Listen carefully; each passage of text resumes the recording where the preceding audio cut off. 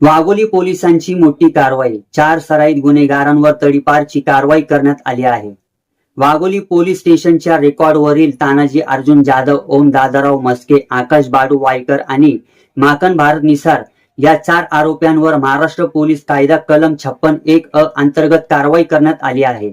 यापैकी तानाजी जाधव आणि ओम मस्के यांना तब्बल 2 वर्षांसाठी तर आकाश वायकर आणि माकन भारत निसार यांना 1 वर्षांसाठी संपूर्ण पुणे जिल्ह्यातून तडीपार करण्यात आले आहे.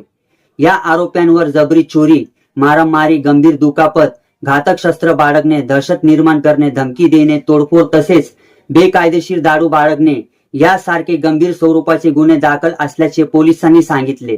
आरोप्यांवर कायद्यांचा वचक निर्माण व्हावा आणि परिसरातील नागरिकांचे जनजीवन सुरक्षित राहावे या उद्देशाने ही कारवाई करण्यात आली आहे. ही कारवाई वरिष्ठ पोलीस अधिकाऱ्यांच्या मार्गदर्शनाखाली वाघोली पोलिसांनी केली आहे. मी शहाबाज शेख. आपण पाहत आहात बातमी महाराष्ट्राची, महाराष्ट्र मार्शल टाइम्सवर.